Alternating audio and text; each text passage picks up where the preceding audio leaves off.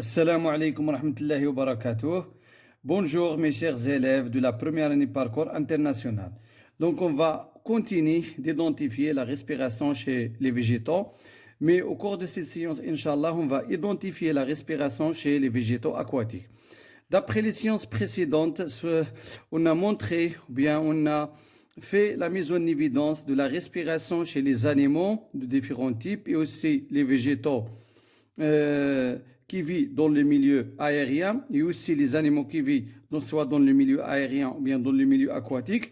On a montré que tous les êtres vivants, sans exception, respirent. Ça veut dire ces êtres vivants consomment de l'oxygène et dégagent le dioxyde de carbone. Je pense que c'est clair. Donc, d'après cette séance, donc on est arrivé à la dernière partie de ce chapitre. La deuxième chapitre, c'est la respiration dans différents milieux de vie. Donc, on va identifier la respiration chez les végétaux en milieu aquatique. En milieu aquatique. C'est-à-dire en arabe. Donc, خلال هذه الحلقة إن شاء الله سوف نقوم بالكشف عن التنفس عند النباتات التي تعيش في الوسط المائي أو النباتات التي تتنفس في الوسط المائي. La respiration chez les végétaux en milieu aquatique. La respiration chez les végétaux en milieu aquatique. Donc, on va prendre comme un exemple d'une plante qui respire dans le milieu aquatique chez l'ajacente. L'ajacente, c'est une plante aquatique qui vit dans le milieu aquatique. L'ajacente, l'ajacente d'eau, est une plante aquatique qui respire par tous ses organes, surtout par ses racines. Donc, aussi, on va identifier la respiration chez les plantes aquatiques et aussi on va préciser exactement les organes respiratoires chez cette plante qui s'appelle la jacente. Je répète, la jacente d'eau. طبعا هاد لا سميتها نبتة سميتها لا جاسون ديال الماء هي نبتة مائية تتنفس respire par tous ses organes كتنفس بجميع الأعضاء ديالها surtout par ses racines. هذه هي كتنفس بجميع الأعضاء ديالها أوراق الأغصان إلى آخره وخاصة قال لك من الجذور كتنفس به surtout par ses racines qui se trouvent ici dans le milieu aquatique. Donc هذه sont des manipulations qu'il faut faire. Par exemple, la première étape de cette manipulation, de placer un puits de jacente d'eau dans un bocal, par exemple. La deuxième, mesurer la quantité de dioxygène dissous dans l'eau de chacun des deux bocaux. 3 jours plus tard, recommencer la mesure du dioxygène dissous dans l'eau des deux bocaux. À donner manipulation pour identifier la respiration chez la plante qui s'appelle la jacente. Ça y est, c'est clair? Donc, radine, je vois de l'expérience qui identifie ou bien qui fait la mise en évidence de la respiration chez cette plante aquatique qui s'appelle la jacente. Regardez bien s'il vous plaît, toujours lorsqu'on utilise l'oxymètre pour identifier ou bien pour identifier la consommation ou bien pour mesurer la consommation ou bien pour mesurer la quantité ou bien le pourcentage d'oxygène.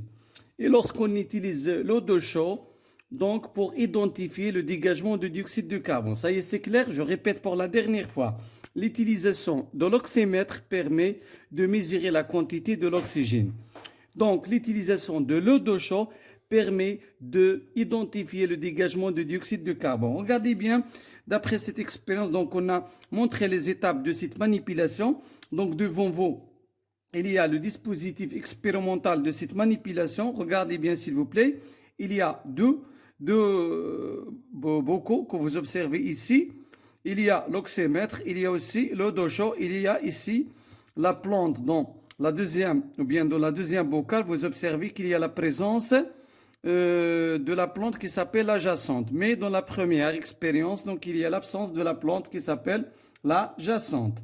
Regardez bien, ça c'est on appelle cette expérience témoin ou bien bocal témoin parce que pour montrer que vraiment cette plante il respire. Regardez bien, donc on a relié ou bien attaché les deux bocaux avec l'oxymètre et on a mis aussi ici les deux petits bas ici par exemple qui contiennent de l'eau de chaud. Regardez bien s'il vous plaît. Donc d'après l'écran de cette ou bien d'après l'écran de l'oxymètre, donc il mesure le pourcentage ou bien la quantité de l'oxygène. Donc les résultats qui sont affichés d'après l'afficheur de l'oxymètre sont résumés sous forme d'un tableau qui est devant vous ici. Regardez bien, mes chers élèves de la première année parcours international. Donc on a deux bocaux.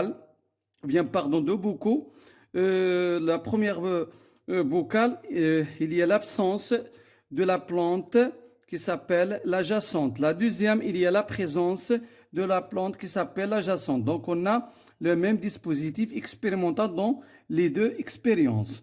Regardez bien. Ici, donc les résultats sont résumés ici sous forme de ce tableau que vous observez ici. Regardez, il y a la quantité de dioxygène dissous dans l'eau. Donc on sait tout le monde que cette plante il respire dans le milieu aquatique. Automatiquement, soit l'oxygène et le dioxyde de carbone sont dissous dans l'eau. Donc ici, il y a le bocal avec la jacente d'eau.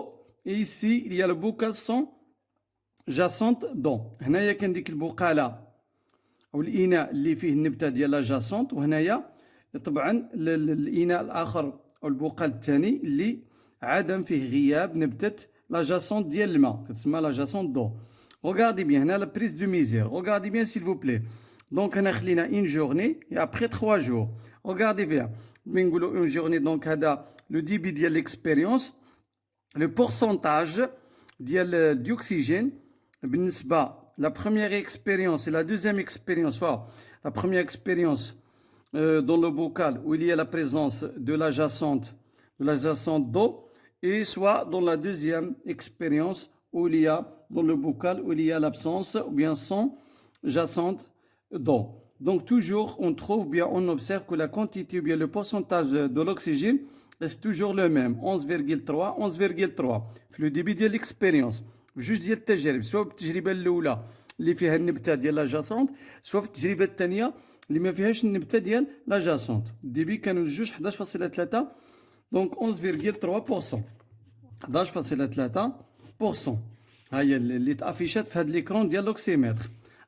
دابا ابخي 3 جور، دونك ابخي دونك لو باساج ديال كلكو مومون بيان 3 جور plus tard, après 3 jours, qu'est-ce qui se passe pour la quantité de l'oxygène dans la première bocale où il y a la présence de la jacente d'eau. Regardez, donc là, le pourcentage de l'oxygène est 7,3. 7,3. Donc on observe au cours de la première expérience jusqu'à donc le début de l'expérience jusqu'à la fin de l'expérience. Donc qu'est-ce qui se passe pour le pourcentage de l'oxygène? Donc il y a une diminution de la quantité ou bien du pourcentage de l'oxygène. لاحظوا في البداية كانت 11.3 من بعد après 3 jours donc le pourcentage de l'oxygène ou bien du dioxygène devient 7,3. donc وقع واحد la diminution, واحد الانخفاض avec le temps. donc il y a la diminution du pourcentage de dioxygène avec le temps. C'est qui a consommé donc la diminution كان presque كتلاحظوا 11,3 moins 7,3 0. Donc vous observez par exemple ici 4 presque 4%. Donc كاين واحد لا ديمينيسيون تقريبا ب 4%. 4%. هذيك ال 4% c'est qui a absorbé ou bien consommé le 4% de l'oxygène, c'est la plante ou bien la jacente d'eau. هذيك la plante qui s'appelle la jacente d'eau, c'est lui qui a consommé ou bien absorbé 4% ديال le dioxygène. Le pourcentage ديال 4% ديال le dioxygène bien de l'oxygène. إذا هاد النبتة ديال لاجزونت هي طبعا هذيك الربعة اللي نقصت شكون اللي خداتها النبتة ديال لاجزونت. Je pense c'est clair. Donc on a identifié bien, on a montré la consommation de dioxygène par la plante qui s'appelle la jacente d'eau. Donc la deuxième expérience, l'expérience témoin où il y a l'absence de la plante de la jacente d'eau dans la deuxième ou bien de la première bocale هنايا كاينش النبته ديال la jacente d'eau. Qu'est-ce qui se passe ou bien qu'est-ce que vous observez pour les pourcentages de dioxygène soit dans le début de l'expérience en journée ou là dans la fin ou là après 3 journées. يعني la fin de l'expérience. شوفوا لاحظوا ما بين بداية التجربة ونهاية التجربة بعد يوم وبعد 3 أيام. Donc on observe que le pourcentage de dioxygène reste toujours dans le bocal stable ou bien fixe, ça ne change pas, ما كتغيرش، بقات دائما 11.3. وبعد مرور 3 جور دونك توجور 11.3%. دونك علاش كاين لابسونس ديال لا بلانت كي سابيل لا جاسون. هذه تجربه تيموان شاهده كتمونطري باللي بصح شكون اللي خدا فريمون هذاك لو ديوكسيجين، شكون اللي خدا ديك لو بورسونتاج ديال لو ديوكسيجين، سي لا بلانت لا جاسون دو، هاد لا بلانت اكواتيك. Ça y est, c'est clair. D'abord, on a montré la consommation de l'oxygène par la plante qui s'appelle la jason d'eau. نمشيو l'eau d'eau chaude. طبعا l'eau d'eau chaude, l'expérience témoin où il y a l'absence de la plante de la jason d'eau, donc il reste toujours limpide, soit une journée ou là après 3 jours ou là plus tard, toujours donc l'eau d'eau chaude il est limpide, ça change pas, ما تغيرش. Pourquoi? Parce qu'il y a l'absence de la plante qui s'appelle la jacente. Mais dans la deuxième expérience, ou bien dans l'expérience, ou bien dans le bocal où il y a la présence de la plante, de la jacente d'eau, donc on observe que l'eau d'eau chaude, il devient trouble. Ça veut dire quoi? Donc il y a la présence de gaz qui s'appelle le dioxyde de carbone. Parce qu'on sait tout le monde que gaz de dioxyde de carbone, c'est lui qui va changer l'aspect de l'eau d'eau chaude de l'état limpide à l'état troublé. Donc, on va chercher donc l'origine ou bien la source des gaz qui s'appelle le dioxyde de carbone. Donc, automatiquement, c'est la plante qui s'appelle la jacente d'eau. C'est lui qui a dégagé le dioxyde de carbone. Donc, en grosso modo, donc conclusion bien brève, donc on a identifié vraiment qu'il y a des échanges gazeux entre la plante aquatique qui s'appelle la jacente d'eau et sa propre milieu, qui est le milieu aquatique, parce qu'il vit dans l'eau, il vit dans le milieu aquatique. Donc on dit que aussi les plantes aquatiques respirent, ça veut dire consomment de l'oxygène et dégagent le dioxyde de carbone. Et en même temps, on a précisé exactement les organes parce qu'on a dit que la plante ou bien cette plante aquatique, elle respire par tous ses organes, surtout par ses racines. Donc, je veux faire la traduction, mes chers élèves. هاد النبتة رحنا بينا اللي سميتها لا جاسونت دون اللي هي نبتة مائية. بينا من خلال هاد النتائج ديال هاد التجربة لاناليز ديال هاد لو طابلو اللي هما الريزلتا ديال هاد الاكسبيريونس، تبتنا باللي هاد النبتة ايضا كتستهلك الاكسجين ولا كتمص الاكسجين وكتطرح ايضا ثاني اكسيد الكربون، طبعا باستعمال الاوكسيمتر اللي كيقيس لنا كمية الاكسجين، وباستعمال ايضا ماء الجير باش نثبتوا يعني طرح ثاني اكسيد الكربون. اذا بما ان النبته كتاخذ الاكسجين وكطرح ثاني اكسيد الكربون النبته الماء، اذا فهي تتنفس. Donc jusqu'à présent, donc on a identifié que tous les êtres vivants sans exception, soit des animaux, soit des végétaux, soit les êtres vivants qui vivent dans le milieu aquatique, soit les êtres vivants qui vivent dans le milieu aérien, donc respire et fait des échanges gazeux avec donc le milieu extérieur. Donc ça veut dire prendre de l'oxygène et dégage le dioxyde de carbone. Et aussi on a identifié les organes respiratoires, on a identifié, on a montré qu'il y a différents types de modes de respiration, parce qu'il y a des êtres vivants qui ont un type de respiration pulmonaire, par exemple l'homme et les mammifères qui sont des animaux très développés, et aussi l'escargot, et ainsi de suite. Et aussi, il y a des êtres vivants, par exemple, les insectes, le criquet, par exemple, il a une respiration trachéenne, donc il respire par les trachées, et aussi, il y a des êtres vivants, par exemple, comme les poissons, ils ont une respiration bronchiale, ou à des comme d'autres informations, كاين d'autres types ديال les respirations. Par exemple, il a خدينا vers de terre par exemple دودة الأرض sont des les vers de terre vivent dans les milieux humides كتعيش في المياه الرطبة اللي فيها l'humidité الماء. إذا toujours donc il respire par la peau. Donc on dit que le ver de terre il a une respiration cutanée يعني تنفس جلدي. لهذا كتعيش il vit dans le milieu humide pour garder l'humidité de la peau باش تحافظ على داك الرطوبه ديال داك الجلد لان به كتريسبيري. دونك لا ريسبيراسيون سوفي à partir de la peau ديال هاد لي فير دو تير. Ça y est, c'est très clair. كاين ريسبيراسيون كيتاني اللي كيتنفس من جلدو. اوسي كاين دي زيتر فيفون باغ اكزومبل لا غرونوي عندها ريسبيراسيون بيلموكيتاني يعني تنفس رئوي جلدي.